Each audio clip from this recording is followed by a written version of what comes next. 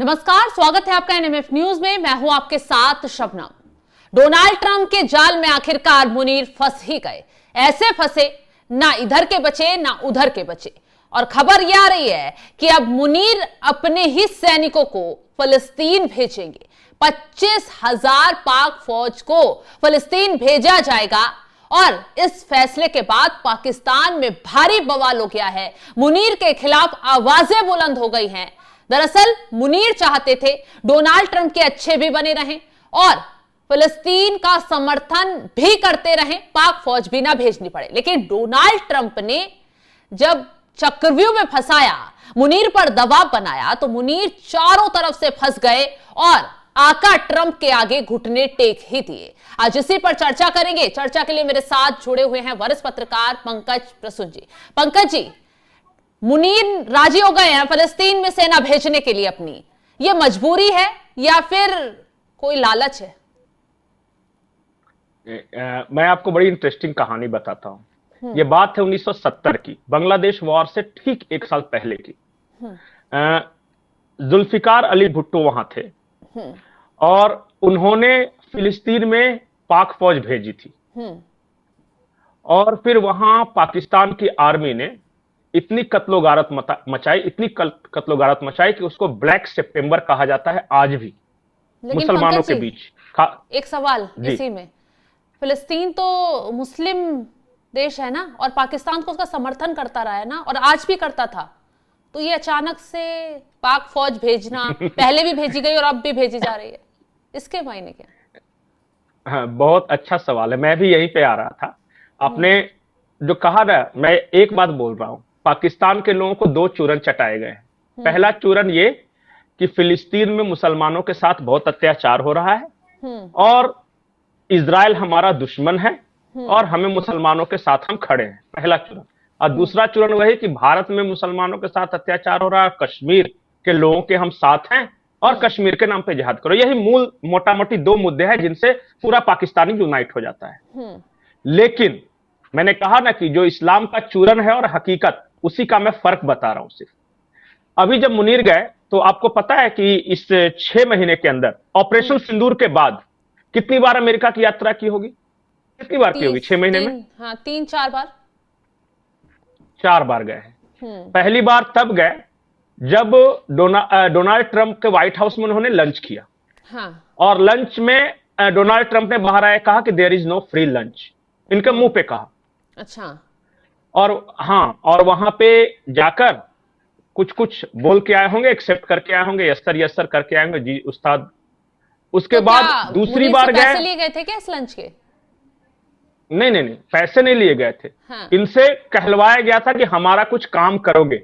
अच्छा। उस लंच के बदले।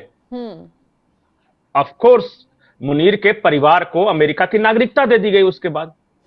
दूसरा दौरा हुआ तब जब वहां का एक आर्मी का जनरल रिटायर कर रहा था और सेंट ऑफ उसका सेरेमनी था वहां पे, जिसमें असीम मुनीर ने यह कहा था कि पाकिस्तान ये पत्थरों से भरा एक लॉरी है और भारत मर्सिडीज बेंज है, जो टकरा जाएगा तो मर्सिडीज को नुकसान पहुंचेगा, ये सब। खैर, उन्होंने अमेरिका में जाके ये स्वीकार किया कि भारत चमचमाती हुई मर्सिडीज बेंज है और उनका खुद का देश एक खटारा लॉरी है, इसके लिए उनको शुक्रिया। ये दूसरा था। तीसरा बार ये शहबाज शरीफ को लेके गए और पूरा एक ब्रीफकेस में कुछ मिनरल्स लेके गए और ट्रंप को बोला कि साईं इसको खरीद लो और देखो हमारे पास तुम खोदो, इतना पैसे मिल जाएंगे, वो सब करके। ठीक है, गए। अब ये सब तो हो गया, लेकिन अमेरिका कहा कि सिर्फ बात ही बनाएगा कि कुछ काम भी करेगा। 2 बिलियन तुमको उधर से दे दिए डॉलर, फिर 4 बिलियन दिलवा दिए IMF से, और तुम है कि सिर्फ गपोड़ कर रहा है, हमारा काम कब आएगा? तो अमेरिका तो बिना किसी फायदे के कोई कदम किसी देश में उठाता ही नहीं है, ये तो सब जानते हैं। बिल्कुल। और उन्होंने ये भी कहा कि तुम्हारे चलते भारत को इससे इतना बार हमने पंगा ले लिया, तो सारा कुछ तो तुमने जो कहा वो हमने किया, अब बेटा हमारा काम कर दे। और कर क्या कर कि तू थोड़ा इजराइल और यहूदियों को लेकर थोड़ा ज्यादा सेंसिटिव है, तो तू एक काम कर, अपनी 25,000 की फौज यहूदियों के तरफ से लड़ने के लिए भेज गाजा, और उसको हम नाम देंगे इंटरनेशनल स्टेबलाइजिंग फोर्स, क्योंकि गाजा में स्टेबिलिटी। इसे ये कह सकते हैं कि पाकिस्तान ने खुलकर इजराइल का समर्थन कर दिया है। अब अमेरिका की तरफ से तो जरूर गया है, वो कहेंगे नहीं, इस बात को कहेंगे तो अपने यहां जूते पड़ेंगे। सारे मौलवी इनको इतना जूता मारेगा सर पे कि सारे बाल उड़ जाएंगे। अब हुआ यह है कि 25,000 फौज तो ये राजी हो गए कि हाँ जी हम भेज देंगे, लेकिन ये कह रहे थे कि जी इजराइल के थ्रू भेजेंगे तो हम तो इजराइल को रिकॉग्नाइज ही नहीं करते, तो जब तक रिकॉग्नाइज नहीं करेंगे हमारी फौजें वहां उतरेगी कोई देश में तो फिर वीजा पासपोर्ट वगैरह लगेगा, तो फिर ये तो हमारे यहां पंगा हो जाएगा। तो एक काम कीजिए, जॉर्डन की तरफ हमसे हमें भेज दीजिए। तो जॉर्डन ने कहा कि चुप, इतना जूता मारेंगे हम तुमको घुसने नहीं देंगे अपने देश में, क्योंकि तुम पिछली बार जॉर्डन के थ्रू ही आए थे और ब्लैक सितंबर किया था, वो जो मैंने शुरुआत में कहा धोखा देकर चले गए कि मार दिया 25-50 हजार मुसलमानों को मार के भागे, तुमको घुसने नहीं देंगे। अब ये इजराइल के रास्ते ही जा रहे हैं। इसका मतलब कि ट्रंप ने अपनी चाल से पाकिस्तान को मजबूर कर दिया कि वो इजराइल को रिकॉग्नाइज करे। तो वो रिकॉग्नाइज कर दिए, अब फौज भी भेज दी, और फौज वहां जाएगी तो करेगी क्या? मान लिया कि वो गाजा में तैनात है और हमास के आतंकी, जाहिर तौर पे वो फौज में 3 देशों के सैनिक शामिल हैं, इजराइल के सैनिक, अमेरिका के सैनिक और पाकिस्तान के सैनिक। तो जाहिर तौर पर हमास जो है लड़ाई करेगा, इनके साथ लड़ाई करेंगे तो ये हमास को मारेंगे और ये हमास के लोगों को मारेंगे। हमास है, सब जानते हैं कि हमास के खात्मे के लिए डोनाल्ड ट्रंप ने प्लान तैयार कर रखा है। बिल्कुल, इसे कहते हैं $2 बिलियन खर्च करके पूरे पाकिस्तान की ईमान खरीद लेना। खरीद लिया ट्रंप ने, हो गया मुसलमान एकता। मुनीर क्या करेंगे अब इस करने के अब भाई तुम्हारी बीबी को नागरिकता दे दिया अमेरिका का, जाओ बीबी से मिलो, अभी जा रहे हैं। अभी फिर से वो होगा कि भाई कैसे कैसे भेजना है, कितना एयरफोर्स से कितना होगा, नेवी से कितना, उसी के लिए बातचीत करने ये चौथी बार जा रहा है। याद बातचीत करने जा पाएंगे? क्योंकि पाकिस्तान में तो उबाल है इस बात को लेकर कि आप कैसे ट्रंप का समर्थन कर सकते हैं गाजा को लेकर। हाँ, अब उबाल है तो इसके लिए इन्होंने क्या किया कि पिछले जुम्मे को इन्होंने पाकिस्तान भर के मौलवियों को बुलाया, सरकारी मौलवियों को, जिसे आर्मी बुला सकती थी, और सबसे खूब तारीफ करवाई असीम मुनीर ने। अच्छा, ये बहुत बड़े गाजी हैं, ये बहुत बड़े कुरान के जानकार हैं, तो ये फलाना है, तो ढेकना है, तो इन्होंने ये कर दिया वो कर दिया। लेकिन वो हर किसी को पता था कि ये क्यों किया जा रहा है, ताकि वहां के जो आम आवाम है, जो मुसलमान हैं, वो भड़क न जाए कि भाई ये तो फिलिस्तीनियों को मारने पहुंच गया। इसीलिए ये जुम्मे को बुलाया गया था। इसलिए मैं बोलता हूं पैसा बोलता है, और पाकिस्तान के केस में तो पैसा सब कुछ है।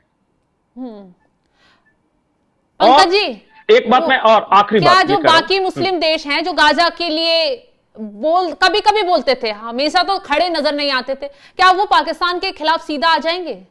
जो सऊदी अरब, जहां पाकिस्तान ने सेना भेजी थी, क्या वो भी पाकिस्तान के खिलाफ खड़ा हो पाएगा?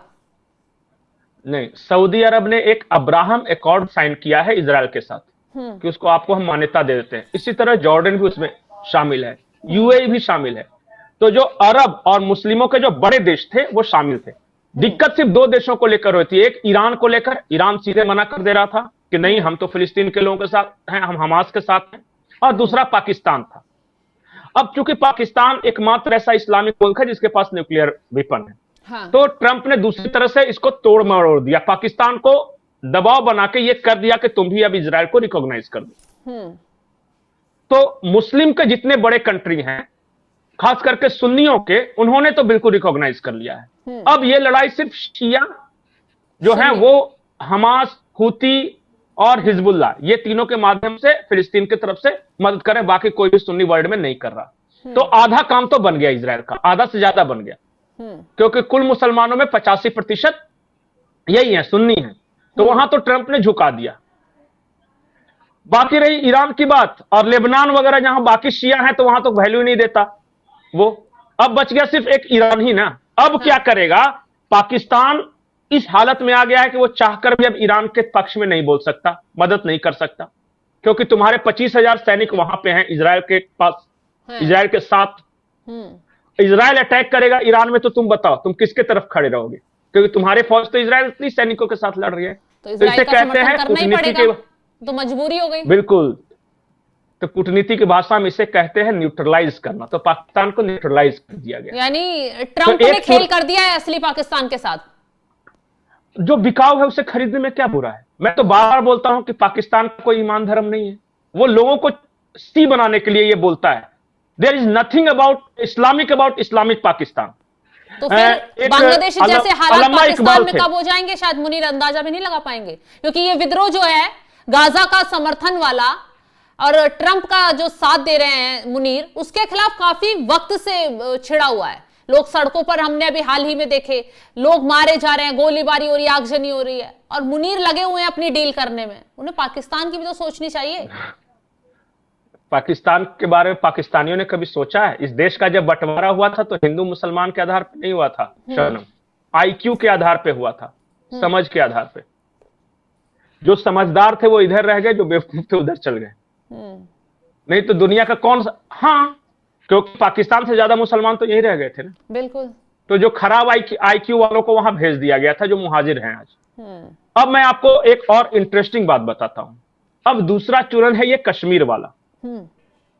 इसमें भी देखिए कैसे उसको फंसाएगा। अभी तो क्या कर रहा है कि भारत को थोड़ा सा डांट डपट मतलब कर रहे हैं और भारत के साथ झगड़ा उगड़ा कर रहे हैं, ताकि इसको पहला बड़ा मेजर इश्यू सुलझाना था इजराइल वाला।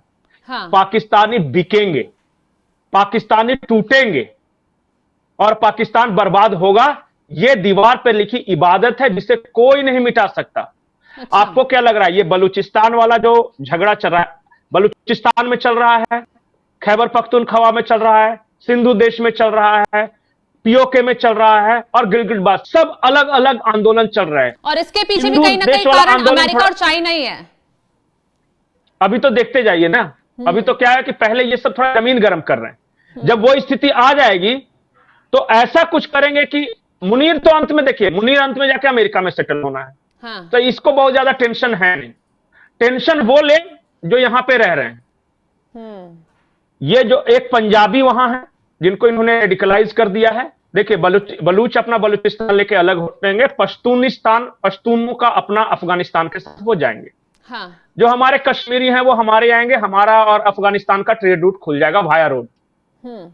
सिंध है वो व्यापारी लोग हैं, वो तो भाई आप जानते हैं सिंधी लोगों को, वो तो व्यापार ये है और वहां हिंदू की ठीक ठाक आबादी है। उनके पास एक शहर भी है कराची, तो वो तो बोले कि भैया हम तो मुंबई या गुजरातियों की तरह हैं, हम तो व्यापार करने वाले हैं। अब बच गए पंजाबी, और सबसे बाद में, सबसे लास्ट में ये पंजाबी टूटेंगे। वक्त लगेगा, मैं ये कह रहा हूं। इन 50 सालों में इतना हुआ है कि पाकिस्तान आधा हो गया है, आधा बांग्लादेश हो गया, आधा पाकिस्तान हो गया। बिल्कुल। अगले 10-20 सालों में सबसे बड़ा हिस्सा बलूचिस्तान जाने वाला है, पश्तूनिस्तान बनने वाला है, पश्तूनों। सही कहा आपने। तो चलिए, ये दौर भी आता दिख रहा है जिस तरीके के हालात पाकिस्तान में हो गए हैं। डोनाल्ड ट्रंप ने मुनीर के गले में ऐसी हड्डी फंसाई है जिसे ना वो निगल पा रहे हैं ना उगल पा रहे हैं, और अब घुटने टेकने ही पड़ गए हैं डोनाल्ड ट्रंप के आगे। और इसी का नतीजा है, जिस फलस्तीन का कभी समर्थन पाकिस्तान करता था, आज देखिए अपने फायदे के लिए मुनीर और शहबाज उसी फिलिस्तीन के खिलाफ खड़े हो गए हैं। पाक सेना गाजा में भेजने का ऐलान कर दिया है, और जिस पर डोनाल्ड ट्रंप के मंत्री ने खुशी भी जताई है कि पाकिस्तान ने जो कदम उठाया है वो बहुत बेहतर उठाया है। अब फिलिस्तीन गाजा में शांति बहाल हो पाएगी। लेकिन कौन सी शांति बहाल होगी, कैसे ये शांति बहाल होगी, इसके पीछे की रणनीति हमने आपको बारीकी से समझाई, क्योंकि अब दूसरी तरफ पाकिस्तान में भी विद्रोह छिड़ने वाला है। लोग पहले से ही फलस्तीन को लेकर सड़कों पर उतरे हुए थे। मुनीर की जो चीजें ट्रंप के साथ चल रही थी उनका विरोध कर रहे थे, लेकिन अब जो सेना भेजने का फैसला लिया गया है उसके खिलाफ पाकिस्तान में ऐसा बवाल छिड़ेगा कि मुनीर और शहबाज बचा नहीं पाएंगे कि पाकिस्तान के कितने टुकड़े हो गए। फिलहाल इस खबर को लेकर आप क्या कुछ राय रखते हैं, कमेंट बॉक्स में जरूर बताइएगा, और तमाम बड़ी खबरों की अपडेट के लिए आप हमारे साथ जुड़े रहें। नमस्कार।